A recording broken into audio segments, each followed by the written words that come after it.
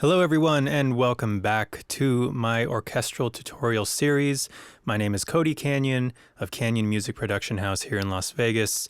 And today I'm going to be walking you through how I go about mixing all of the elements of an orchestra. So what I've done here is I've composed a piece of music, and this is the same arrangement that I used for the percussion tutorial. So if you haven't seen that tutorial, please go check that out first. What I've done is I've added a string section and a brass section, and what I want to do first is just kind of show you this arrangement, and then we'll go ahead and bring in the percussion later, but let's just start with this.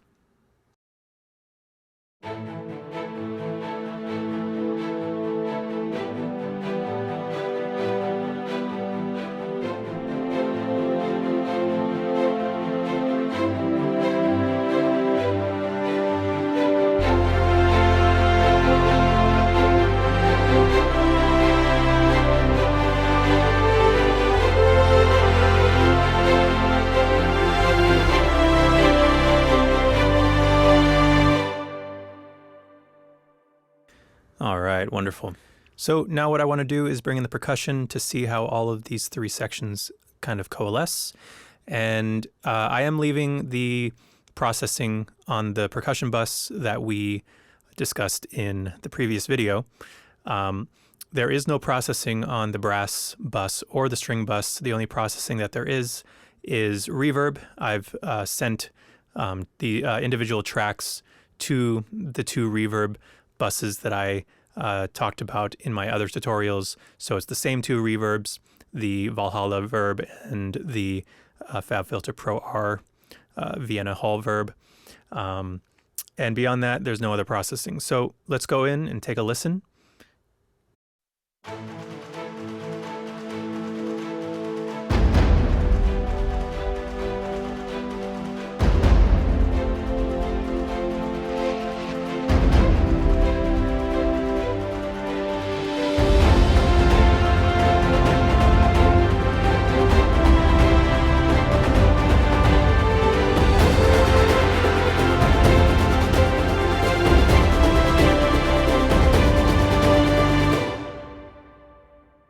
So I'd like to start with the strings.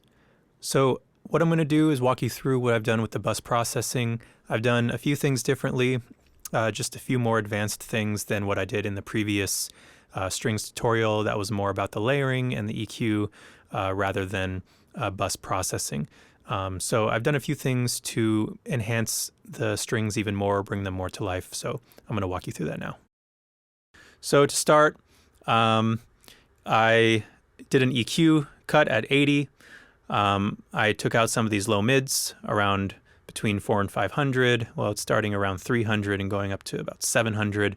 And then some of that 2K resonance. So let's take a listen to this EQ with and without.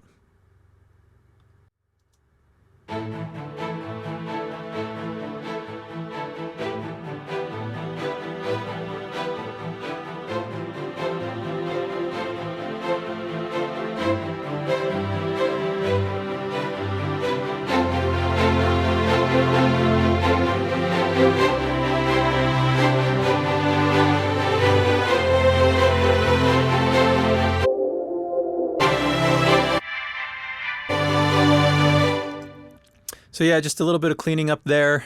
I did it in relation to the other two sections, so I'm kind of always going back and forth between each bus and seeing where I want certain frequencies to come out in whatever section. So I know the horns love to live around in this section, so I'm creating some space for them in the strings, and then I'm doing my typical 2K cut to take out some of that harshness. All right, next up, I added some saturation, and I did the same thing, the saturate and color preset with the Saturn II Fab filter, and let's take a listen before and after.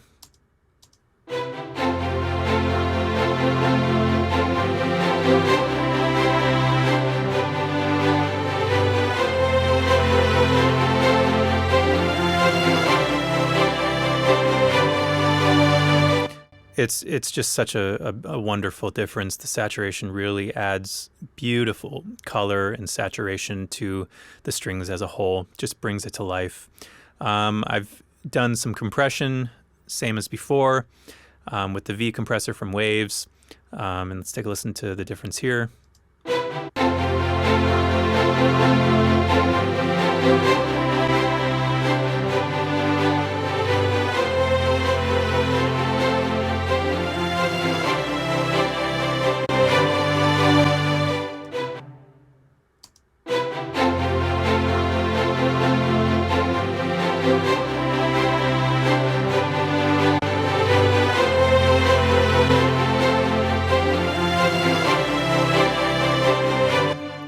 So yeah, I'm just adding some glue to the strings there, just so nothing's really overpowering anything too much, like no one instrument is overpowering the other. It just really brings up the bottom, tames in the tops, and keeps it a little bit more even throughout the process.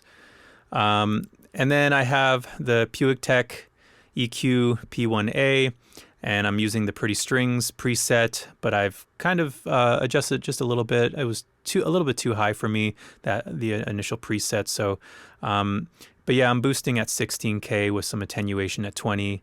And let's just hear the difference here.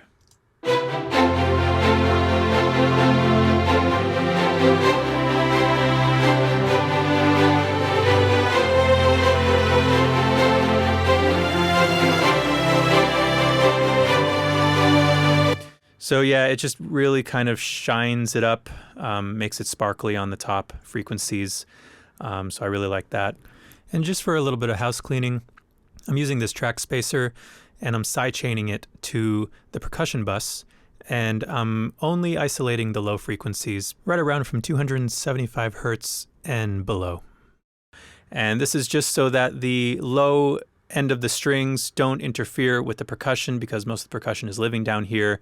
So I didn't want those two clashing. So just to create some space, I'm using this. You know, if you don't have track spacer, there's other things you could do, multiband compressing, or just doing EQ cuts. So there's many ways to do this. All right, so moving on, I'm going to take us into the brass and what I did there. I'm going to take off all the processing for now, and we're just going to take a listen to this brass section.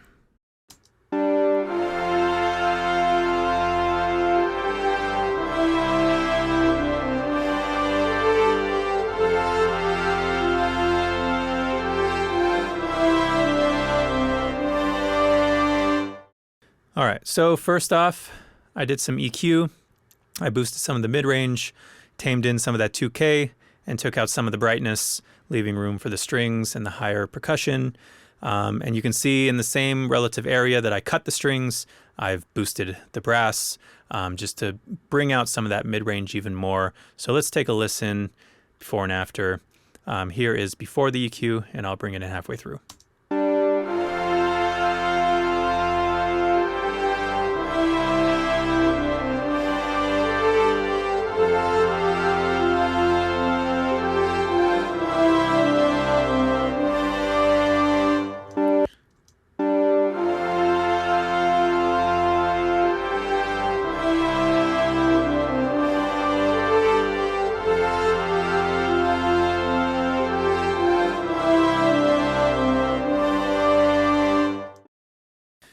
So yes, it kind of just brings it more warmth and richness to the mid-range, which is where I want my horns to be. Next, I used some more saturation, and we'll take a listen to the before and after with the saturation.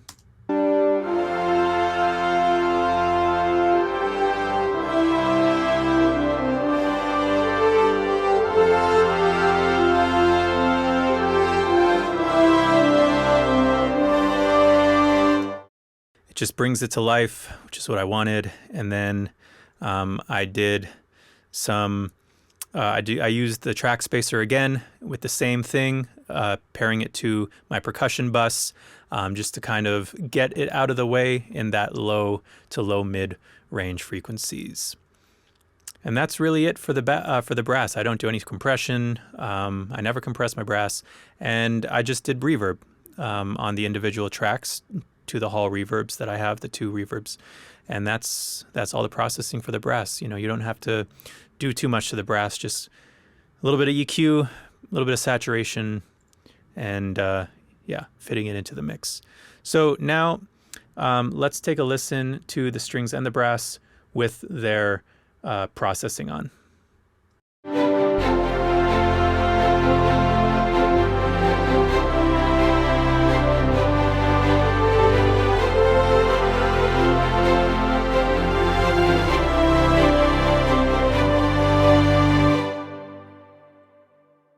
Great. And now let's bring in the percussion bus and hear everything together with the track spacing activated.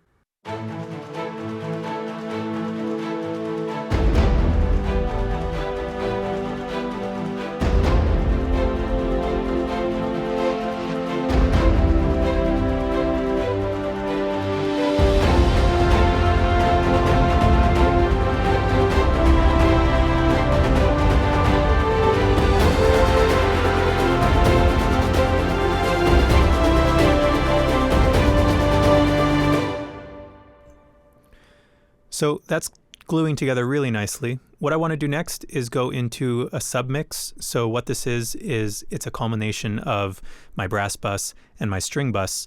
And so I bring these two to a point right below the mix bus, and I do a little bit of processing on these two things together. So let's go into that right now. So I'm starting off with a multiband compressor, and I'm doing a little bit of EQ sculpting for these two buses combined. So let's go ahead and take a listen to what this is doing. I'll be bypassing it on and off as we listen to this track.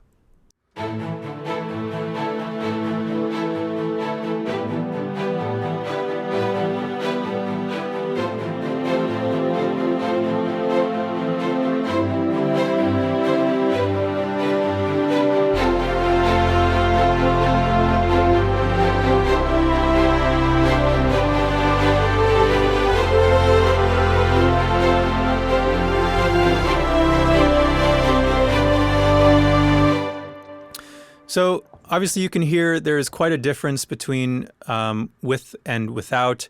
Some may actually think it sounds better without this multiband EQ curve on. However, what I'm aiming for, the strings are a little bit bright and piercing for me. I wanted to tame that in. The high mids were a little bit sharp. I wanted to bring those in. I want to accentuate the mid range. I didn't do too much to the low end here. But in a greater context, I'm shaping this with the drums. So now let's take a listen to the full mix here with this EQ curve in.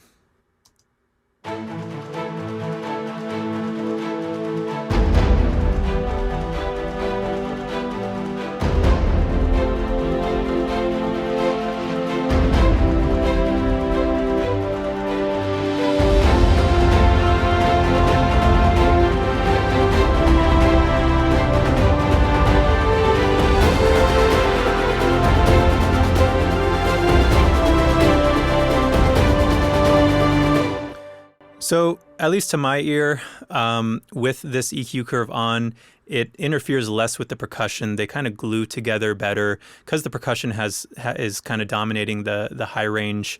I wanted to get the strings and brass out of the way and de-harsh it because you can hear a lot of intense sizzle in this region with my submix that just wasn't adding to the mix. It was actually, in my opinion, taking away by making things a little bit too bright and sizzly. And then I just wanted to slightly expand that mid-range so that way, on mid-range speakers, it comes across a little bit clearer. Next we're going to dive into my mix bus. Okay, so on my mix bus, for at least this session, because I'm not really mastering it per se, I am starting off with a tape machine. I'm using the Slate Digital virtual tape machines. I really like this tape machine. It brings a really nice analog warmth to the sound. So I'm going to bring us in halfway through just so you can A/B what this does for the sound here. So I'll bypass it first.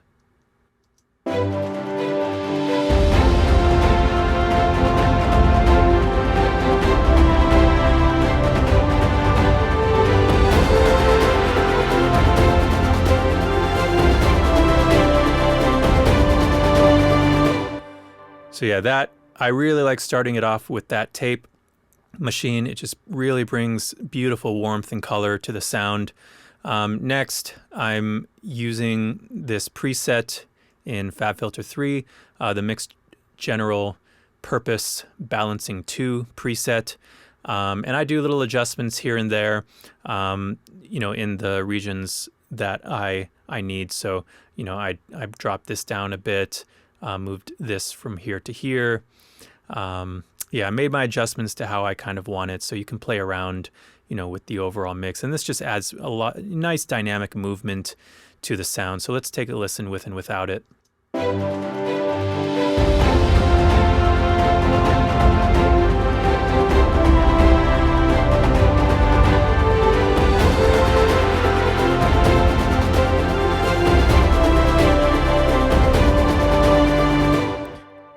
I just think that this dynamic processing just adds so much movement to the sound. It brings it to life. As you can hear, when I did bypass it, the sound just kind of remained static in a sense. And this just brought really nice movement. So I really like using this preset here and then just adjusting it as I need. And then I have a multiband compressor as well to shape the overall sound even more. And what's dictating these moves are I'm using this tonal balance control too. And what I've done is I've actually analyzed the entire EQ spectrum for the entire Wonder Woman soundtrack. It's very strictly orchestral, and it is produced and engineered in Hollywood. So I really trust that this EQ curve is very, industry standard. So as I play my track, I make these little micro adjustments to kind of fit it into the curve. So let's take a listen and watch this curve.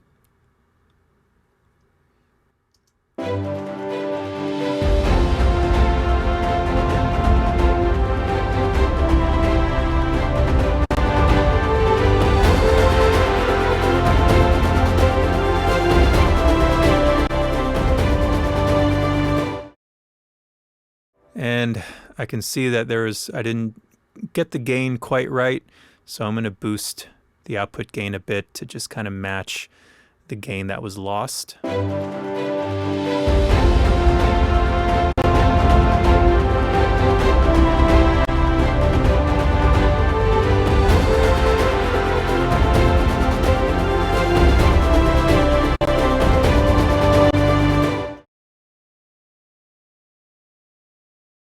And then next, I have this BX Master Desk that I use, and I use the Mix Bus preset here. Does a little stereo enhancement. I do the mono maker, so up to 99 hertz is going to be mono, and then I kind of customize the presence, treble, mid, and bass. It does a little bit of compression. Nothing too crazy, but let's take a listen.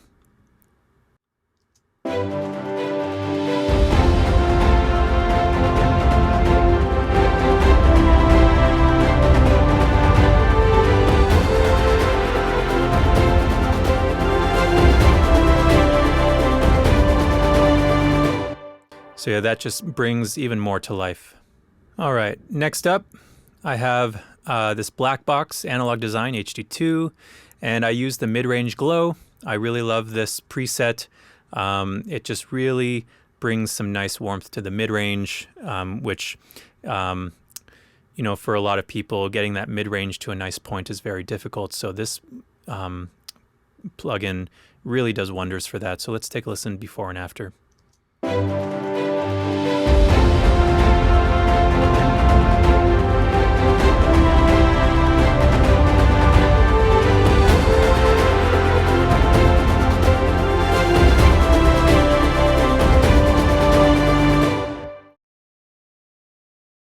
And then the last, I'm using the subtle stereo enhancer. And so let's just take a listen before and after.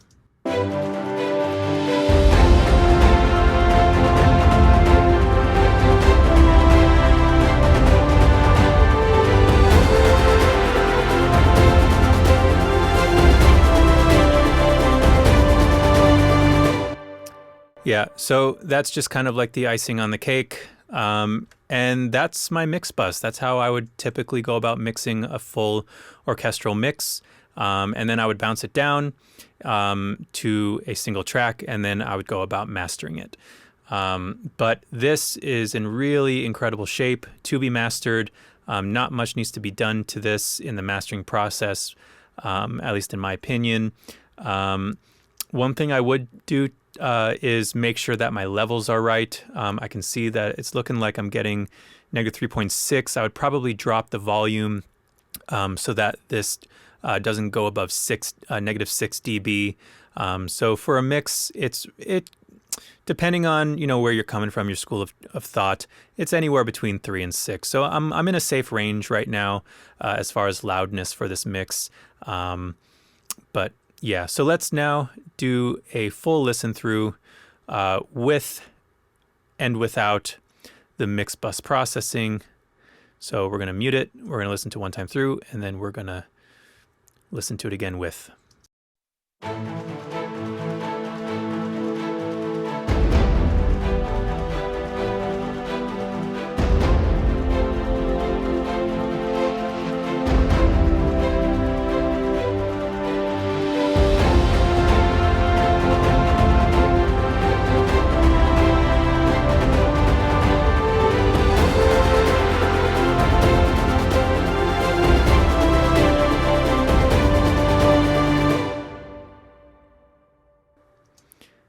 All right, and now let's put the mix bus on.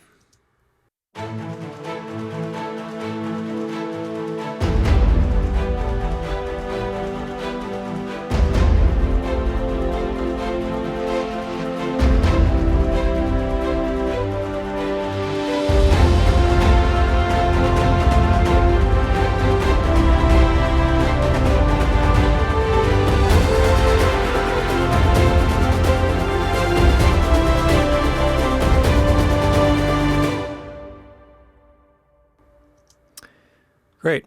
So that is my process in how I mix orchestral music. Obviously, there's so much more to dive into, in the nuances of things such as mixing in mono, using audio modeling to emulate different speakers. So you can listen to this transistor radio EQ, the boombox EQ.